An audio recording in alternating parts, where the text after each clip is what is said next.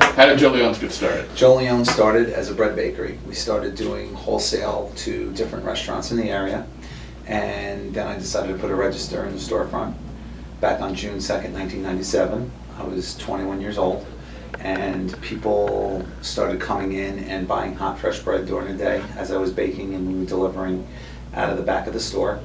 And it started out as a 1,500 square foot store, had a lot of space. And it's kind of amazing, it wasn't really like a business plan. Basically what happened was the guests or the customers in the local area kind of told us what they wanted. So then it started going to sandwiches, and people were coming in and saying, this bread's great. So then I started making fresh mozzarella, which I knew how to make mozzarella since I'm 13. And then started making, sandwiches. And then I saw that we had a nice lunch business, and then I decided to make sausage and peppers, meatballs, eggplant parmesan. And then people started grabbing stuff and saying, oh, I'm getting this for lunch, let me get this for dinner later. And it just morphed into this unbelievable business, American dream. I realized that something really caught like in 1998, 99, that I started saying like, all right, we got something here, and people started asking for trays for catering. We had a really good customer of ours, his name was Frank, God rest his soul. He was a great in here all the time, couldn't cook, Wall Street guy. Obviously had a lot of friends, had a massive heart attack and passed away, and his wife came to me and insisted that I catered the function. I didn't even know what the word catering was. So I went out and got racks and trays and food, and then the next thing you know, I turn around and the phone's ringing and people are asking for trays. Then we developed our catering aspect of the company. Then I started bringing in grocery. Pastas and olive oils and balsamic vinegars, and then started making soups and sauces and salads, and then put a full-fledged charcuterie. It's amazing, people hire me to do consulting about starting a business like this, but this was just so organic and from the roots, where the people here in Ocean County and Monmouth County told us what they wanted, and that was the start of Joe Leone's. So you've got 2 stores now, both very successful. What's the secret to the success? Well, there's a lot of hard work. I would say the best recipe that we use here that works consistently is surrounding myself with better people than myself. I realized that at a young age that I would surround myself with people that had a lot more experience than I had. When my brother-in-law John bought into the company in 2001, he started as our CFO, handling the bills and the paperwork. I couldn't handle that too much. I needed help. And he started looking, and he's like, Joe, you have 15, 20 people that are making more money than you. And I said, just believe in me, that's going to work, because they were 45, 50-year-old, 60-year-old people that had big responsibilities, kids going into college, and they had more responsibilities than me, but I was tapping into what they knew. So I had no problem relinquishing that maybe they knew more than I did, and I just took notes and followed and learned from them. But I always kept my thumb on that as the boss and the creator. But bottom line, just surround yourself with good people. Until this day, I'm always looking for better chefs, better bakers, better customer service, better catering salespeople, better pot washers. That's what builds the company. And then also just giving the best service you possibly can, working as hard as you possibly can, and get up the next morning and work harder. Where do you draw inspiration for your menu items? Well, a couple things that we do here at Joe Leone's, which is, other than surrounding ourselves with great chefs, is that we have a menu committee where we have team members that is a volunteer menu committee where they would come and they would submit 5 ideas.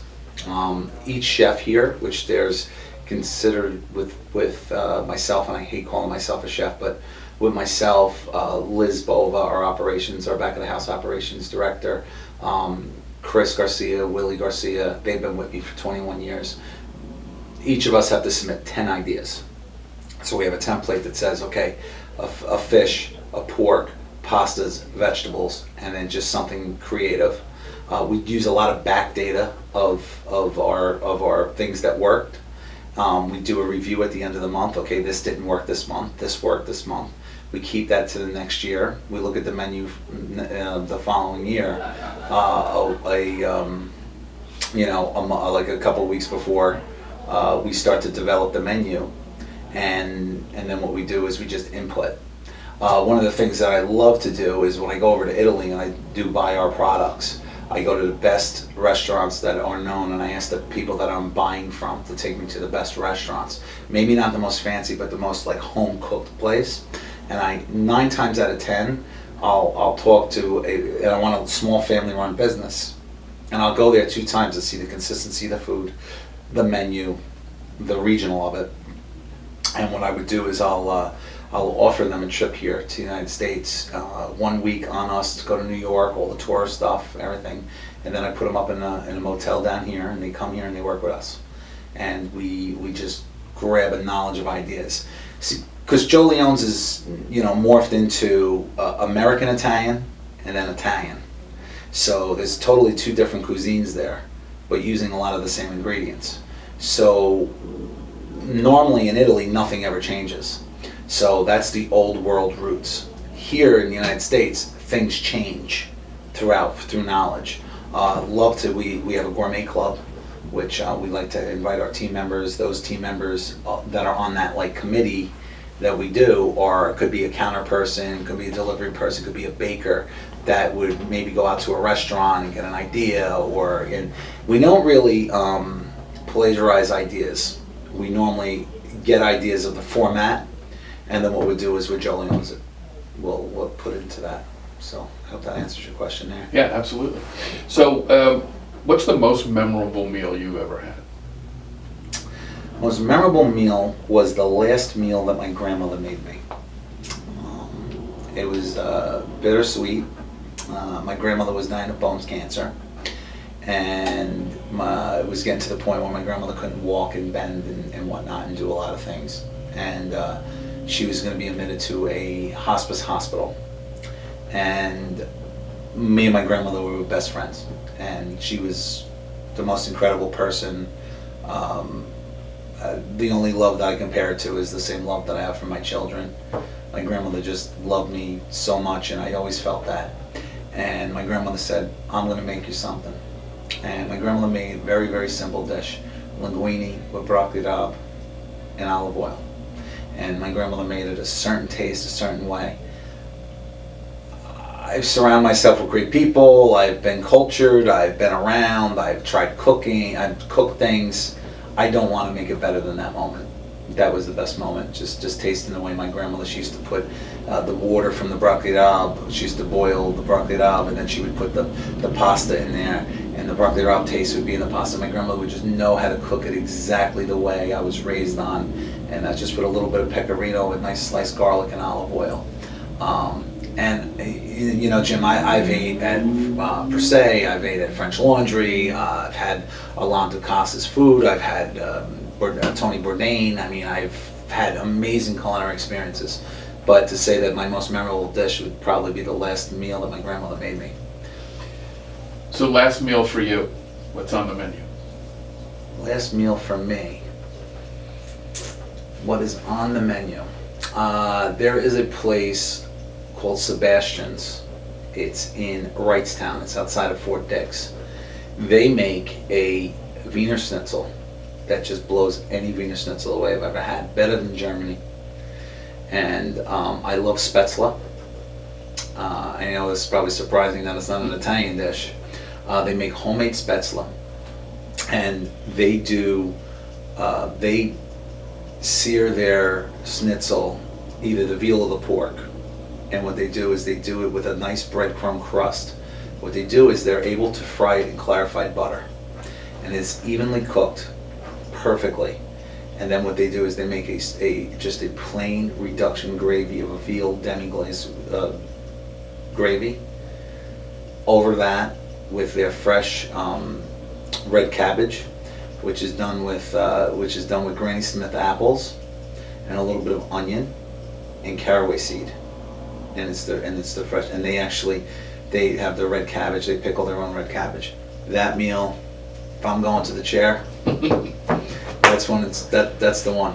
So 3 people you'd like. Or my last meal, the last day's meal I would be is the Eucharist, Holy Communion. That would be the last thing that I would like to taste through my mouth, my connection with Christ. 3 people you'd like to have dinner with. Dead or alive? Either one. I would love to sit down and have dinner with Steve Wynn again. I had dinner with him. That was an amazing experience about customer service. I'd love to have the opportunity to sit down and eat with him. I would love to sit down and have dinner with my family. Unfortunately, Italian family split up. My most memorable times are my 2 uncles, my aunt, my grandparents, and my dad. All of us sitting around the table being happy, and my aunts, the married aunts. That would be great. And I'd love to eat with Elvis, because that guy. Now, would you sing with him? I don't sing. No. But Elvis, he had some appetite for fried chicken and banana, and I'd just like to just kind of sit there and get that experience with him, maybe. I don't know. One of the things that you've done is that you support an orphanage in Italy. Can you tell us about that? Orphanage is located in Abruzzo, which is a wonderful region for pastas, and they're known for their pastas and their sausage. But they're also very kind people, and there was an earthquake back in 2009 that destroyed the region. There's an orphanage called Casa Famiglia.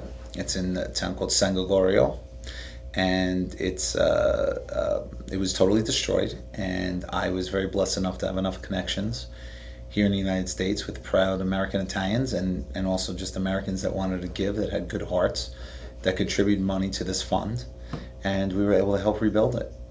Last question. Where do you eat when your day off? On your day off? On my day off, where do I eat? Boy, that's a good question. You put me on the spot here with that one.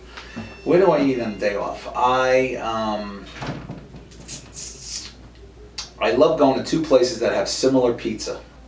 All right, so I love going to P. & Elba's. I like getting a nice sausage and roasted pepper.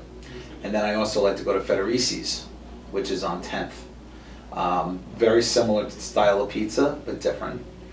Traditional would be P. & Elba's, was being here, that's a Jersey Shore staple. And then I like at P. & Elba's to get in there, a peppers and egg sandwich, really good for lunch.